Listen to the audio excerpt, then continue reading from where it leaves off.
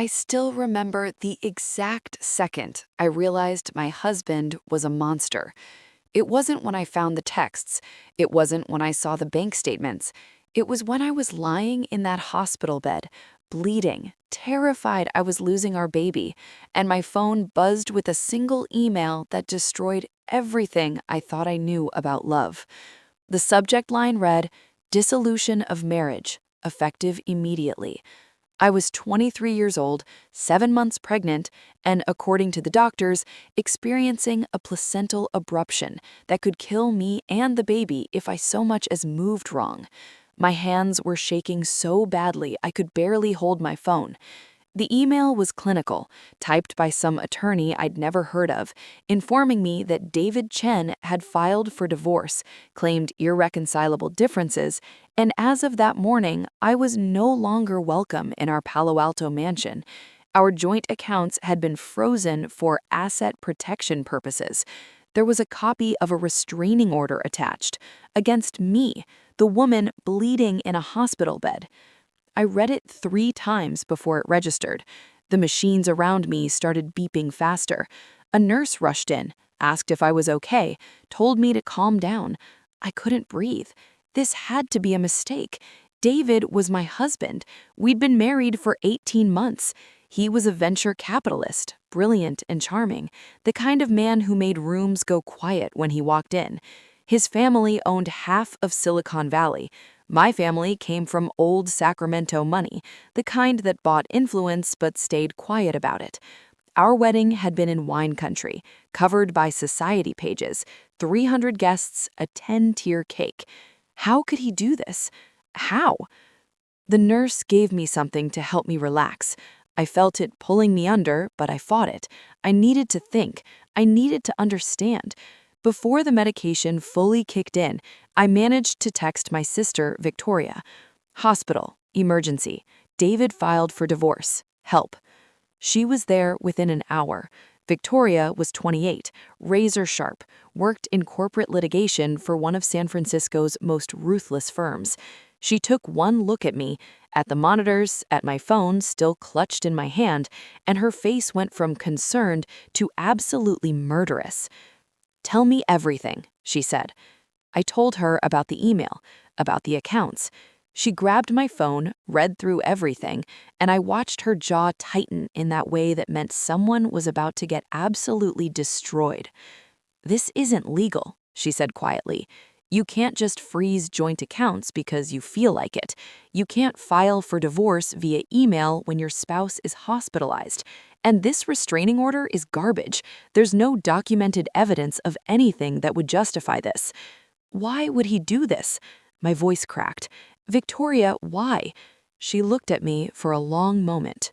"I need you to be strong right now, Sarah. Can you do that?" I nodded, even though I felt like my entire world was disintegrating. "I called Mom while I was driving here. She made some calls. Sarah, David emptied your joint account 3 days ago, moved everything to an offshore account. We're talking about $4 million. The room tilted. $4 million? Half of that was mine, money from my trust fund that I'd moved into our joint account when we got married, because David said it showed I trusted him completely. Money from my grandmother, who died and left me everything because she believed I was smart enough to protect it. There's more," Victoria continued. "He moved someone into the house. Your house." "Who?"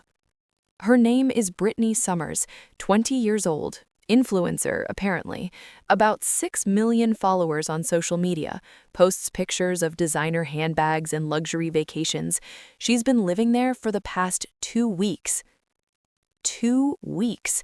I'd been in this hospital for 5 days, which meant she'd moved in while I was still living there, just on bed rest in our bedroom, and I'd had no idea. I thought about all those times David said he was working late, all those business trips, the way he'd stopped touching me once I started showing. "I'm going to ruin him," I whispered. Victoria's expression shifted. She expected me to cry, to break down. Instead, she saw something in my face that made her lean closer. "What are you thinking?" I'm thinking David made a massive mistake. He thinks I'm helpless, young and stupid and dependent on him. He thinks he can just take everything and I'll accept it because I'm scared or overwhelmed or too emotional to fight back. And he's forgotten who my family is, what I'm capable of when I'm pushed. The nurse came back to check my vitals. Everything had stabilized. The baby was okay. I was okay, at least physically. The medication they'd given me was wearing off, and my mind was starting to work again, sharp and clear and cold. After the nurse left, Victoria pulled her chair closer to my bed. "What do you need from me?" "Everything you can find on Brittany Summers, everything you can find on David's financial movements over the past 6 months. And I need you to contact Jonathan Rivera." Jonathan Rivera was my family's personal attorney, the man who'd structured my trust fund to be absolutely bulletproof. He was also notoriously vicious in court, the kind of lawyer who made other lawyers nervous. "You're serious about this," Victoria said. "He took my money. He threw me out while I'm pregnant with his child. He humiliated me, and he did it all assuming I'd be too weak to fight back." I looked at my sister. I'm going to show him exactly how wrong he was. Over the next 3 days, while I remained hospitalized under observation, Victoria and Jonathan built me a war chest of information. Every phone call Victoria made, every document Jonathan pulled, it all painted a picture that made me feel physically sick, but also gave me exactly what I needed. David had been planning this for months. The offshore accounts, the legal paperwork, all of it had been meticulously arranged. He'd been documenting fictional arguments we'd supposedly had, building a case that I was unstable and emotionally volatile.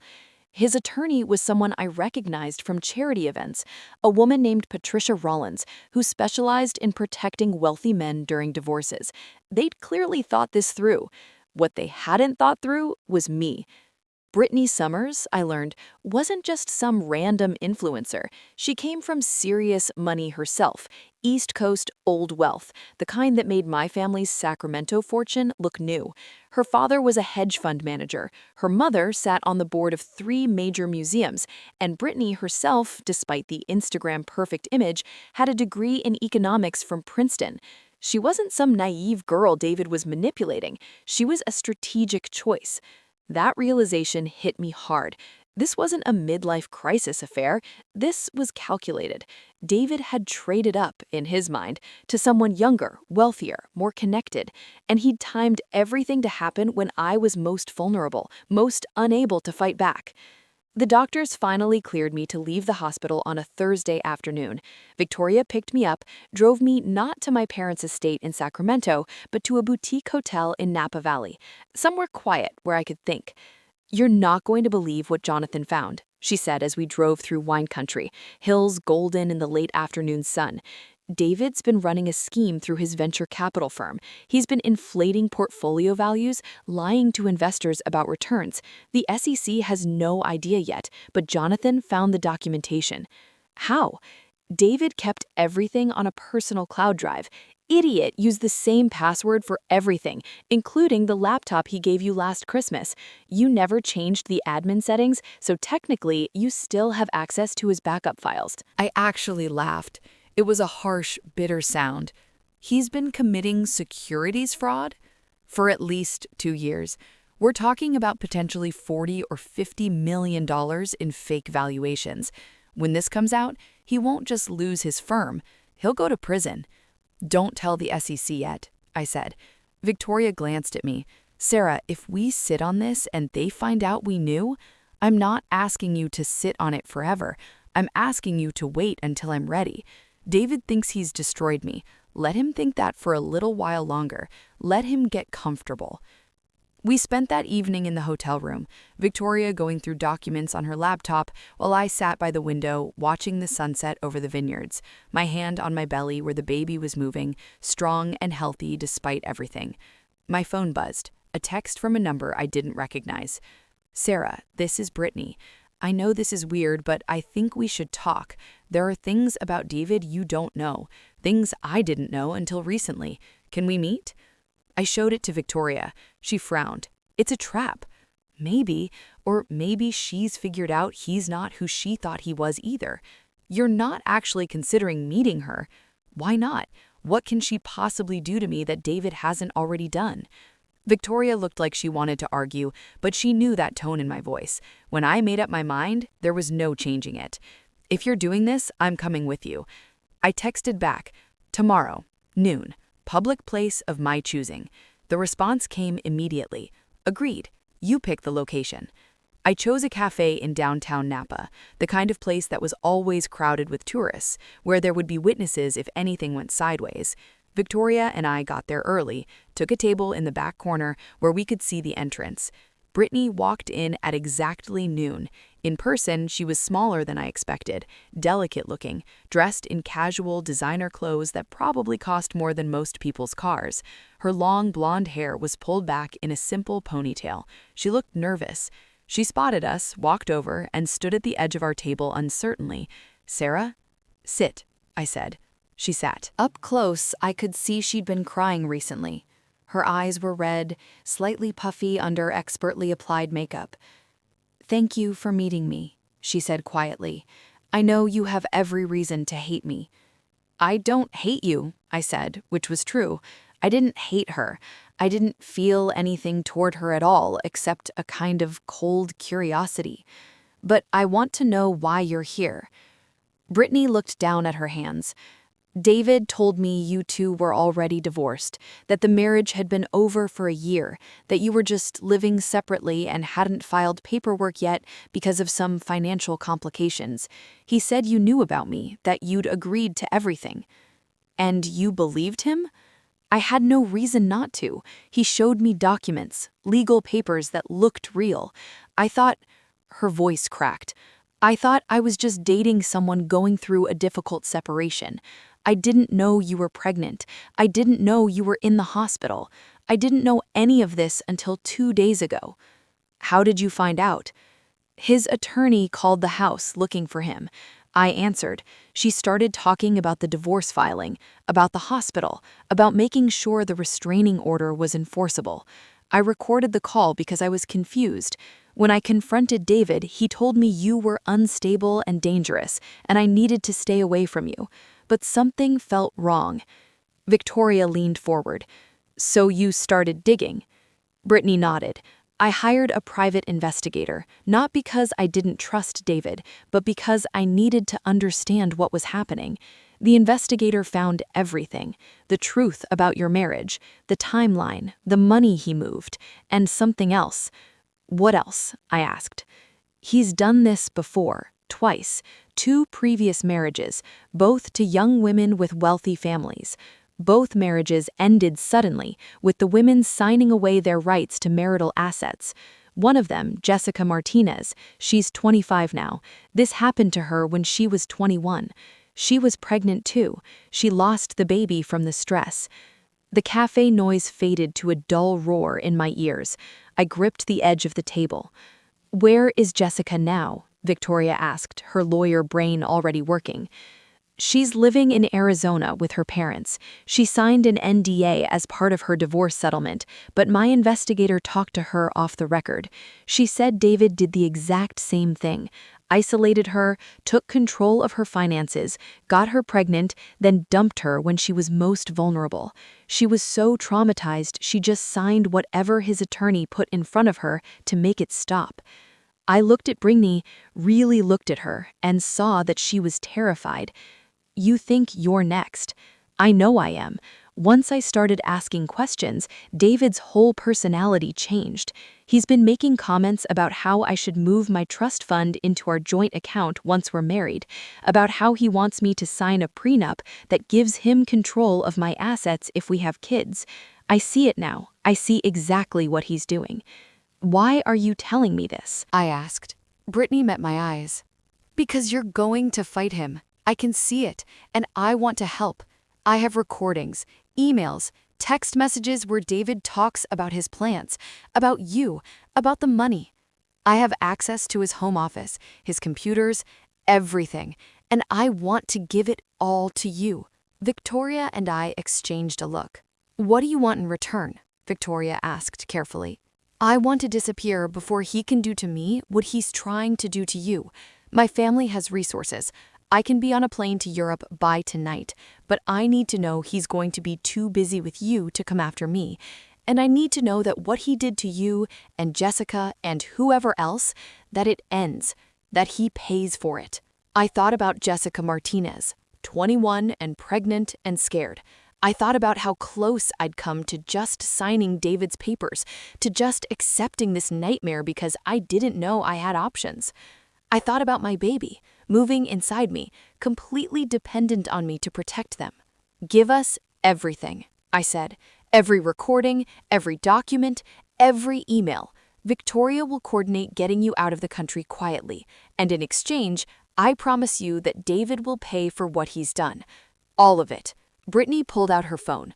I have most of it stored in a secure cloud drive. I'll give you access right now. The physical documents are in a safe deposit box at Wells Fargo downtown. I'll add your name to the access list. She tapped at her phone for a few minutes, then showed us a screen confirming we had full access to her files. Victoria pulled out her own laptop and started downloading everything immediately. There's one more thing, Brittany said, quietly. David is planning to file a motion next week to have you declared mentally incompetent. His attorney has a psychiatrist ready to testify that your pregnancy hormones have made you unstable and that you're a danger to yourself and the baby. They're going to try to commit you. The words hung in the air like a death sentence. On what grounds? Victoria demanded. They're going to claim you sent threatening messages to David. They've created fake text messages from your number. I have screenshots of David's attorney creating them. It's all fabricated, but if they get a judge to sign off on a 72-hour hold, they can drag this out for weeks while they build their case. I thought about something crack inside my chest. Not fear, not anymore. Something colder and harder and infinitely more dangerous. When is he filing? Monday morning, 9 a.m. Today was Friday. That gave us 3 days. I looked at Victoria. Call Jonathan. Tell him we need an emergency meeting tonight. Get Mom and Dad there too. And contact Jessica Martinez. I want to know if she's willing to break her NDA. Victoria nodded, already dialing. I turned back to Brittany. You need to act normal until Sunday night. Can you do that? Yes. David thinks I don't know anything. He thinks I'm naive enough to believe whatever he tells me. Good. Let him think that. Sunday night, you disappear. Victoria will arrange everything. Monday morning, when David tries to file his motion, he's going to find out that his whole world is falling apart. Brittany stood, and for the first time since she'd walked into the cafe, she smiled. It wasn't a happy smile. It was something sharper. Thank you, Sarah, for fighting. Jessica was too scared. I almost was too, but you're not. No, I agreed. I'm not. She left. Victoria and I sat there for another moment, a weight of what we were about to do settling over us. You know this is going to get ugly, Victoria said. It's already ugly. We're just making sure everyone can see it. That night, my family's attorney, my parents, Victoria, and I sat around the conference table in Jonathan Rivera's downtown San Francisco office. Outside, the city glittered with Friday night energy. Inside, we declared war. Jonathan had spent the afternoon reviewing everything Brittany had given us. Now, he looked at me with something like respect. This is extraordinary, he said. David Chen has been running a systematic scheme to defraud wealthy young women. The pattern is undeniable. And with the securities fraud component, we're talking about federal crimes. My father, who'd been quiet until now, spoke up. He was a federal judge, retired now, but still connected to everyone who mattered in California's legal system. Sarah, if we move forward with this, there's no going back.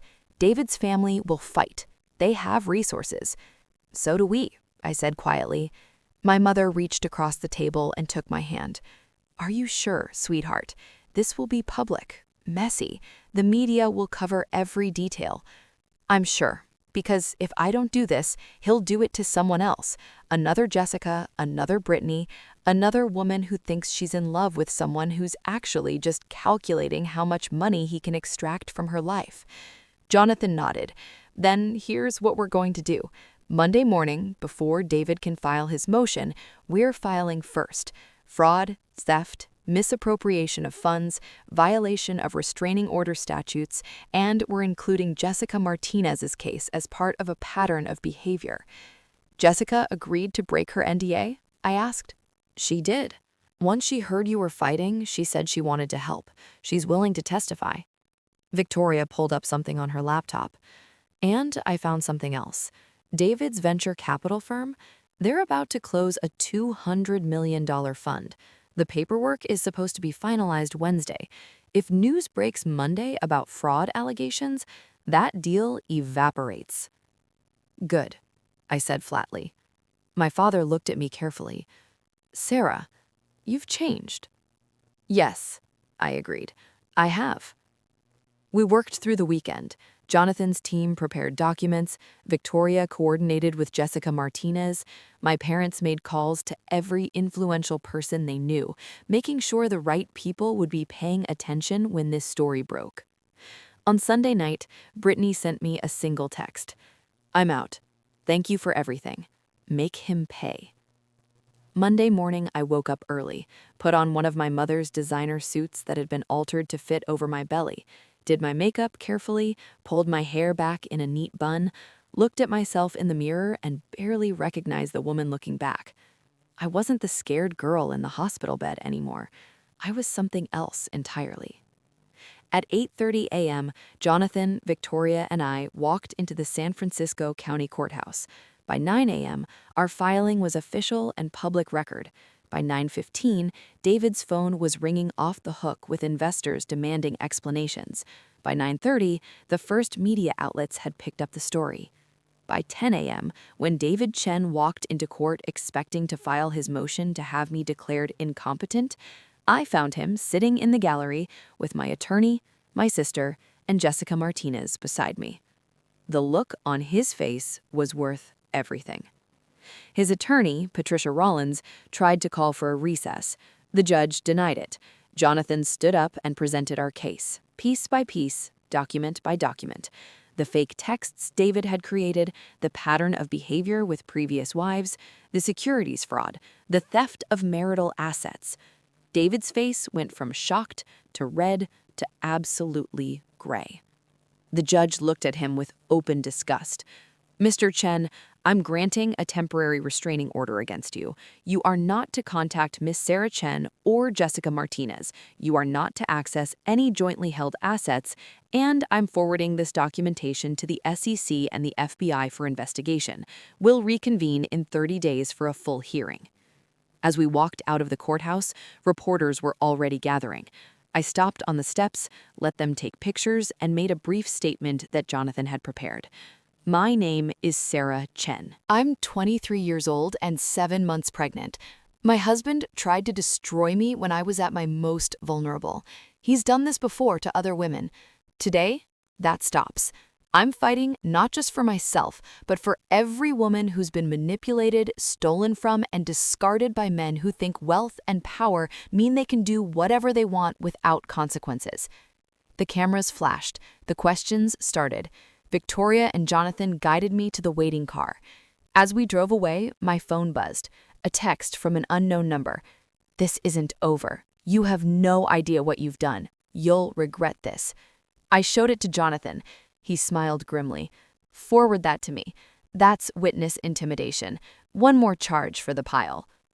I looked out the window at San Francisco passing by, the city where David had proposed to me on a rooftop restaurant, where he'd promised me forever. I thought about the baby moving inside me, about Jessica rebuilding her life in Arizona, about Brittany safe in Europe, about every woman who'd ever been told she was too emotional, too weak, too damaged to fight back. And I realized something that made me smile. I hadn't just survived David's attempt to destroy me, I was going to make sure he never hurt anyone ever again. But there was still something he didn't know, something I'd discovered in those hospital records, in Brittany's files, in the deep dive Victoria and Jonathan had done into David's entire life. Something that would change absolutely everything, and I was going to save it for exactly the right moment. The thing about revenge is that people expect it to be loud, dramatic, They expect you to scream and throw things and make a scene. What they don't expect is the kind of revenge that's surgical, planned, the kind that waits until your enemy has completely forgotten you're dangerous before it strikes. I spent the next 3 weeks being very, very quiet. The media firestorm around David's case was intense for about 5 days. Then other scandals took over the news cycle. The SEC investigation was ongoing but slow, bureaucratic. David's venture capital firm had imploded, the $200 million deal dead, investors pulling out in droves. His attorney, Patricia Rollins, was fighting hard, filing motions, trying to get evidence suppressed, trying to paint me as vindictive and manipulative. I let her. I let them all think they were starting to gain ground. Meanwhile, I moved into my parents' estate in Sacramento, a sprawling property with gardens and security and enough space that I could breathe. My mother helped me set up a nursery. My father made sure I had the best obstetric care in the state. Victoria came by every day with updates. And Jonathan Rivera quietly, methodically built the most comprehensive case against David Chen that California had seen in years. But there was something else happening, something I hadn't told anyone yet. I'd started receiving letters. The first one came 2 days after the courthouse hearing. Plain envelope, no return address, my name written in elegant handwriting. Inside was a single page. Dear Sarah, you don't know me, but I know what you're going through. My name is Claire Donovan.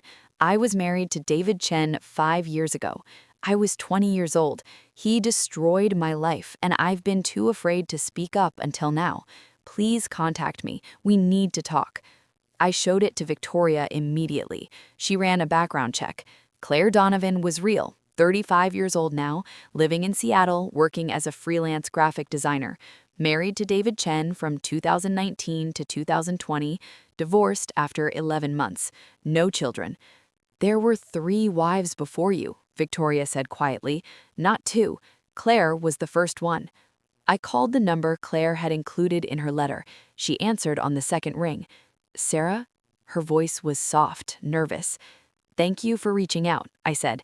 I need to know everything. We talked for 2 hours. Claire's story was horrifyingly familiar. David had swept her off her feet when she was a sophomore at Berkeley, married her quickly, isolated her from friends and family, convinced her to move her trust fund money into joint accounts. Then, when she was at her most vulnerable, after a miscarriage, he'd filed for divorce, taken the money, and disappeared. I was so broken, Claire said. I signed everything his attorney put in front of me, took the NDA, took the settlement that was a fraction of what he'd stolen. I just wanted it to be over. Why didn't you fight? I asked, not unkindly. Because I was 20 years old and terrified, and he convinced me that if I tried to fight him, he'd make sure I never worked again.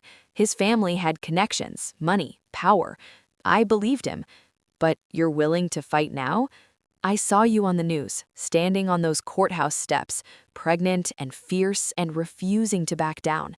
And I realized I'd been hiding for 5 years because I was ashamed. But you're not ashamed. You're angry, and you're right to be. Will you testify? Yes. Tell me what you need. Over the next week, 3 more women contacted me, all former wives or girlfriends of David Chen, all with similar stories. One had lost a baby from the stress. Another had been hospitalized for a breakdown. All had signed NDAs. All were now willing to break them. Jonathan was ecstatic. This isn't just a divorce case anymore, Sarah. This is a pattern of criminal behavior spanning a decade. We can go after him for RICO violations. Organized fraud. This man has been running a scheme to systematically defraud women. Good, I said. Let's destroy him. But I still hadn't told them about the other thing I'd found, the thing that was going to change everything. 2 weeks before the next court hearing, I went into labor. It was early, but not dangerously so. The baby was healthy, strong, ready to meet the world. My mother drove me to the hospital. My father called ahead to make sure the best doctors were waiting. Victoria was in court that day, but she left immediately when she got the news. 12 hours later, I held my daughter for the first time. She was perfect, tiny and red-faced and screaming, absolutely furious at being born, and completely perfect. I looked at her and felt something shift inside my chest. All the anger, all the pain, all the rage I'd been carrying for weeks, it crystallized into something pure and focused. This baby girl was never going to grow up thinking she was weak. She was never going to let a man make her feel small. She was going to know from day one that she came from a line of strong women who didn't back down. I named her Eleanor, after my grandmother who had left me the trust fund. Eleanor Rose Chen. David tried to visit the hospital. Security turned him away. His attorney filed an emergency motion for custody rights. The judge denied it, citing the ongoing fraud investigation and restraining order. 2 days later, I brought Eleanor home to my parents' estate. The nursery was ready, painted a soft lavender, filled with everything a baby could need. My mother helped me navigate those first terrifying days of new motherhood. My father installed extra security cameras, and I prepared for war. The court hearing was scheduled for exactly 1 month after Eleanor's birth. Jonathan had been very specific about the timing. We want you healed enough to be comfortable, but recent enough that the jury, if this goes to trial, can see what he did. Abandoned his pregnant wife, missed his daughter's birth, all while stealing millions. The night before the hearing, Victoria came to my room after everyone else had gone to bed. She sat on the edge of my bed and looked at me carefully. "What aren't you telling me?" she asked. I looked at my sister, my best friend, the person who'd been with me through all of this. "I found something," I said quietly, "in the medical records from the hospital, from when I was first admitted." "What kind of something?" "They ran a full genetic panel on the baby as part of the high-risk pregnancy protocols, standard procedure for placental abruption cases." Victoria waited. "Eleanor isn't David's biological daughter." The words hung in the air. Victoria's eyes went wide. "What?" "I didn't know. I swear I didn't know. But there was one weekend, about 9 months before Eleanor was born. David was supposed to be in New York for business. I went to our lake house in Tahoe because I needed space. There was a guy there, someone I'd known from college, just there for the weekend with friends. We ran into each other, had dinner, talked for hours. Nothing happened. Sarah, I know what you're thinking, but nothing happened that weekend. We exchanged numbers, we texted a few times. Then David came back from his trip and I forgot about it. But 2 weeks later, David went to Singapore for a conference. He was gone for 10 days, and I was lonely and confused because he'd been so distant. And the guy from Tahoe, Ryan, he was in Sacramento for work. We met for coffee. And one thing led to another. It was one night, one mistake. I felt guilty immediately, ended things with Ryan, never saw him again. When I found out I was pregnant a few weeks later, I assumed it was David's. The timing was right. David and I were still intimate occasionally, even though things were strained. Victoria was quiet for a long moment. "Does Ryan know?" "No, I haven't talked to him since that night. He's married now, lives in Portland. I looked him up after I got the genetic results. He has no idea he has a daughter." "Does David know?" "No. The genetic results were flagged in my medical file, but David never had access to my records. His attorney tried to subpoena them, but Jonathan blocked it on privacy grounds." "Why are you telling me this now?" I looked at my sister. "Because David is going to find out eventually, and when he does, he's going to try to use it to destroy me. He'll say I committed fraud, that I trapped him, that I'm a liar. But you didn't know. Doesn't matter. He'll twist it, make me look like the villain. Unless what? Unless I tell the truth first, on my terms, in a way that controls the narrative." Victoria stood up, paced to the window, looked out at the dark gardens. "If you admit this in court, Sarah, it changes everything. David can argue that he had legitimate reasons for the divorce, that you were unfaithful. I know, but if I don't admit it and it comes out later, it's worse. At least this way, I'm being honest. And the thing is, Victoria, it doesn't change what he did. The theft, the fraud, the pattern with other women. Eleanor's paternity doesn't excuse any of that. Jonathan needs to know tonight." We called him. He answered immediately, always working. When I told him, there was a long silence. "This complicates things," he finally said. "I know. But you're right. We control the narrative, or someone else does. Let me think about strategy. I'll call you back in an hour. He called back in 45 minutes. Here's what we're going to do. Tomorrow in court, David's attorney is going to try to paint you as a gold digger who trapped their client. We let her make that argument. Then, during your testimony, you admit the affair.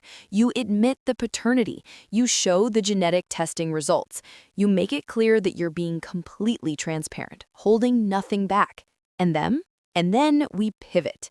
We point out that regardless of Eleanor's paternity, David still stole millions from you. He still committed securities fraud. He still has a pattern of abusing young women. The paternity issue becomes a red herring, a distraction from his actual crimes. What if the judge sees it as me being dishonest? You weren't dishonest. You didn't know. The genetic testing was done after David filed for divorce. You're coming forward with the information as soon as you learned it. That's the opposite of dishonest. I took a deep breath. Okay, we do it. Victoria squeezed my hand. You're sure about this? I'm sure that I'm done letting David control the story. I'm done being ashamed of things that weren't my fault. I made a mistake, one time. It doesn't define me, and it sure as heck doesn't excuse what he did. The next morning, I dressed carefully in a navy suit, practical and professional. Eleanor was staying with my mother, who would bring her to the courthouse later if needed. Victoria drove me downtown. Jonathan met us at the courthouse steps. Inside, the courtroom was packed. Media in the back rows, David's family in expensive suits looking furious. Jessica Martinez was there, and Claire Donovan had flown in from Seattle. The other women who'd contacted me were sitting together, a united front. David sat at the defense table with Patricia Rollins. He looked thinner than I remembered, stressed. When our eyes met, there was nothing but hatred in his gaze. Good, let him hate me. I was going to bury him anyway. The judge entered. We all stood. The hearing began. Patricia Rollins went first, presenting David's case. She painted him as a successful businessman victimized by a manipulative young woman. She showed email screenshots taken out of context that made me look demanding. She implied I'd trapped him with a pregnancy. Jonathan let her talk. He didn't object much. Just let her build her narrative. Then it was our turn. Jonathan stood. Your Honor, we'd like to call Sarah Chen to the stand. I walked up, was sworn in, sat down, looked directly at the judge. Jonathan started gently, asked me about my marriage, about the timeline, about the money I'd contributed to joint accounts. Then he got to the hospital. Ms. Chen, can you describe what happened on the day you received the divorce filing? I did. I kept my voice steady, described reading the email while bleeding and terrified. And what did you do after you received this email? I tried to understand how my husband could do this, how the man I loved could abandon me when I needed him most. Did you try to contact Mr. Chen? I couldn't. The restraining order prohibited it, even though I was the one in the hospital bed. Jonathan showed the email to the judge, the restraining order documents, the bank statements showing the emptied accounts. Then he called Jessica Martinez, Claire Donovan. Each of them told their stories. The pattern became undeniable. Patricia Rollins objected repeatedly. The judge overruled her every time. Finally, it was David's turn to testify. Patricia had him walk through his version of events, the troubled marriage, the emotional instability he claimed I'd shown, the difficult decision to file for divorce. Then Jonathan cross-examined him. Mr. Chen, how many times have you been married? 4 times. And how old were each of your wives when you married them? David hesitated. I don't see how that's relevant. Please answer the question. 20, 21, 22, and 23. And you're currently 38 years old? Yes. And each marriage ended with you filing for divorce during a period of crisis for your wife? Miscarriage, pregnancy, hospitalization? That's not yes or no, Mr. Chen. The circumstances were complicated. I'll take that as a yes. And in each case, you had your wives place significant assets into joint accounts before the marriage ended? Patricia Rollins stood. Objection, Your Honor. Mr. Chen's previous marriages are not on trial here. The judge looked at Jonathan. Counselor, where are you going with this? Your Honor, we're establishing a pattern of predatory behavior. Mr. Chen systematically targets young women from wealthy families, isolates them, gains control of their assets, then discards them at their most vulnerable moment. This isn't a marriage gone wrong, it's organized fraud. The judge nodded slowly. Objection overruled. Mr. Chen, answer the question. David's face was red. I never forced anyone to do anything. But you did convince each of these women to consolidate their assets into accounts you controlled? We were married. That's what married couples do. And yet, you're the only one who benefited when those marriages ended, is that correct? Before David could answer, Jonathan turned to the judge. Your Honor, I'd like to introduce evidence of Mr. Chen's securities fraud. These documents show systematic inflation of portfolio values, false representations to investors, and misappropriation of client funds. He presented everything. The paper trail Brittany had provided, the testimony from whistleblowers at David's firm, the SEC preliminary investigation results. David's attorney was sweating. Your Honor, these allegations are unproven. This is a civil divorce proceeding, not a criminal trial. And yet, Jonathan said calmly, they speak directly to Mr. Chen's character and his pattern of fraudulent behavior. The judge studied the documents for a long moment.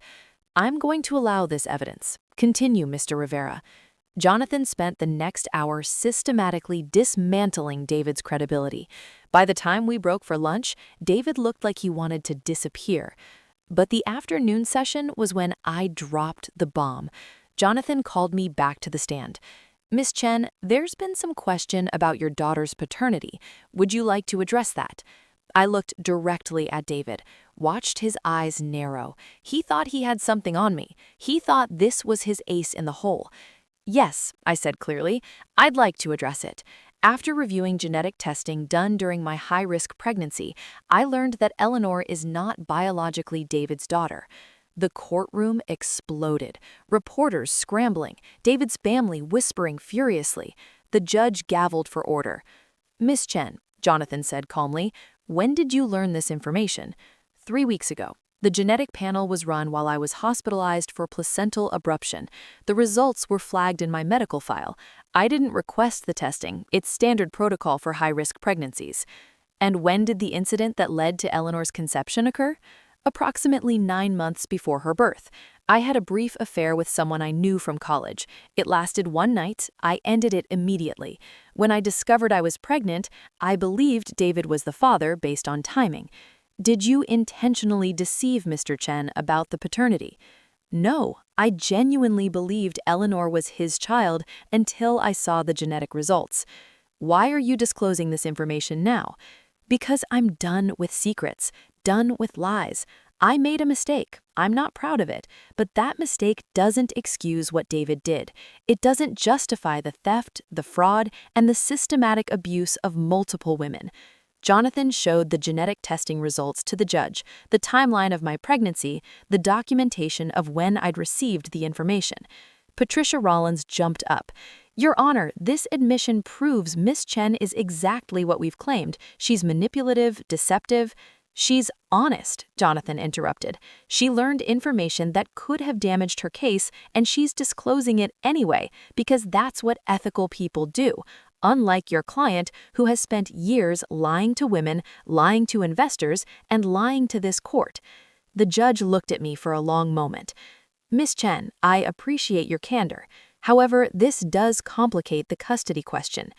Your Honor, I said quietly, David has no biological connection to Eleanor and no legal claim to custody. More importantly, he's demonstrated through his pattern of behavior that he's not fit to be around any child. I'm not asking this court to force him to be a father. I'm asking this court to protect my daughter from a man who abandoned her before she was even born. The judge nodded slowly. Continue, Mr. Rivera. Jonathan pivoted immediately. Your Honor, Eleanor's paternity is ultimately irrelevant to the core issues before this court. Mr. Chen stole $4 million from Miss Chen. He committed securities fraud. He has a documented pattern of abusing and defrauding women. None of those facts change based on who Eleanor's biological father is. He was right. Patricia Rollins tried to make the paternity issue the center of everything, but Jonathan kept bringing it back to the money, the fraud, the pattern. By the end of the day, the judge looked exhausted. "I'm going to take this under advisement," she said. "We'll reconvene in 1 week for my ruling. In the meantime, the restraining order remains in effect. Mr. Chen is not to contact Miss Chen or their or her daughter. This court is adjourned." We stood. David stared at me with pure venom. I stared back, calm and cold. Outside the courthouse, the media swarmed. I made another brief statement. "I came into this court today and told the truth, even when that truth was painful and personal. I did that because I believe in honesty, in accountability, and in justice. David Chen has spent years manipulating women, stealing from them, and discarding them. That ends today. Not because I'm perfect, but because I'm willing to fight." The questions came fast. I didn't answer them. Victoria and Jonathan guided me to the car. "That was risky," Victoria said once we were moving. "I know, but it worked." "How do you know?" "Because the judge didn't dismiss our case. She could have. She could have said I committed fraud by omission or whatever, but she didn't. She saw that Eleanor's paternity doesn't change what David did." Jonathan was already on his phone. "The SEC just called. They're moving forward with formal charges. The media coverage today pushed them to act faster." "Good," I said. That week was torture, waiting for the judge's decision, taking care of Eleanor, trying not to think about all the ways this could go wrong. Ryan, Eleanor's biological father, contacted me. He'd seen the news. We met at a coffee shop, awkward and strange. He was kind, shocked, asked if he could be part of Eleanor's life. I told him we'd figure it out, but slowly, carefully. He agreed. His wife was surprisingly understanding. They had 2 kids of their own. On the 7th day, we returned to court. The judge entered, we stood. She looked at me, then at David, then began to read her decision. "In the matter of Chen versus Chen, I find the following. Mr. David Chen did unlawfully appropriate marital funds. He did systematically defraud his wife and previous spouses. He did file false police reports and submit fraudulent documentation to this court. Therefore, I am ordering the following remedies." She listed them. David had to return every penny he'd taken, plus interest. He had to pay my legal fees. He had to pay Jessica Martinez and Claire Donovan compensation for their settlements. The divorce was granted immediately with no custody or visitation rights since Eleanor wasn't his biological child. Furthermore, the judge continued, I am forwarding all evidence in this case to the district attorney for potential criminal prosecution. Mr. Chen, you have built a career on exploiting vulnerable women. That ends today. David stood, his attorney whispering frantically in his ear. Your Honor, we'd like to appeal. You may appeal anything you'd like, Mr. Chen, but the restraining order stands, the asset freeze stands, and I suspect by the time your appeal is heard, you'll have far more serious legal problems to worry about. She was right. 2 days later, the SEC filed formal charges. 3 days after that, David was arrested for securities fraud. His bail was set at $10 million. His family paid it, but the damage was done. His venture capital firm collapsed completely. Investors sued. Business partners distanced themselves. The man who'd once been Silicon Valley royalty was now radioactive. I watched it all from my parents' estate, Eleanor sleeping in my arms, and felt something like peace. A month later, Victoria and I were sitting in the garden, Eleanor in a bassinet between us, when my phone rang. Unknown number. I answered cautiously. Hello? Sarah, this is Brittany. I hope it's okay that I'm calling. Of course. How are you? I'm good. I'm in Paris. Started a new life. But I wanted to thank you. If you hadn't fought back, I'd probably be exactly where you were, pregnant and abandoned and broke. You helped me too, I reminded her. I know, but you were the brave one. You were the one who decided to fight instead of hide. We talked for a few minutes more. After we hung up, Victoria looked at me. "How does it feel?" she asked. "How does what feel?" "Winning." I looked down at Eleanor, thought about everything that had happened, everything I'd lost and gained. "It feels like survival," I said finally. "David tried to destroy me. He failed. That's not exactly winning, it's just refusing to lose." That's the same thing sometimes. Maybe she was right. 3 months later, David Chen was sentenced to 15 years in federal prison for securities fraud. Additional charges were pending for his treatment of his ex-wives. His family had disowned him. His fortune was gone, seized to pay restitution. I didn't go to the sentencing. I didn't need to see him anymore. Instead, I spent that day with Eleanor, with my parents, with Victoria. We had a quiet dinner, celebrated Eleanor's first laugh, watched the sunset over the Sacramento hills. Later that night, after everyone had gone to bed, I sat in the nursery with Eleanor asleep in her crib. I thought about the girl I'd been a year ago, young and naive, and so certain that love meant trust without question. I wasn't that girl anymore. I'd learned that love doesn't mean surrendering yourself, that trust has to be earned, that strength isn't about never being hurt, it's about what you do after the hurt comes. David had tried to make me small, to convince me I was weak and helpless and alone. He'd failed. I was strong. I had people who loved me. I had a daughter who would grow up knowing that women don't have to accept mistreatment just because someone has money or power or charm. Eleanor would know that she came from a line of fighters, and if anyone ever tried to hurt her the way David had hurt me, she'd know exactly what to do. Fight back. Always fight back. Because in the end, that's what survivors do. We don't just endure. We don't just exist. We fight, we rebuild, and we make sure that the people who tried to break us learn that we are far stronger than they ever imagined. I looked at my daughter, sleeping peacefully, completely unaware of the war that had been fought to protect her. "You're safe," I whispered, "and you're loved, and you're going to change the world someday, just like your mom did." Outside, the stars were bright over Sacramento. Inside, my family slept soundly, secure in the knowledge that justice had been served. And me? I finally let myself rest. The war was over. We'd won, and sometimes that's all that matters. Before you head out, leave a comment telling me where you're watching from. I read them all. I truly appreciate you spending time with me today. Another story is on the way very soon. Until next time, stay positive, stay brave, and keep believing in yourself.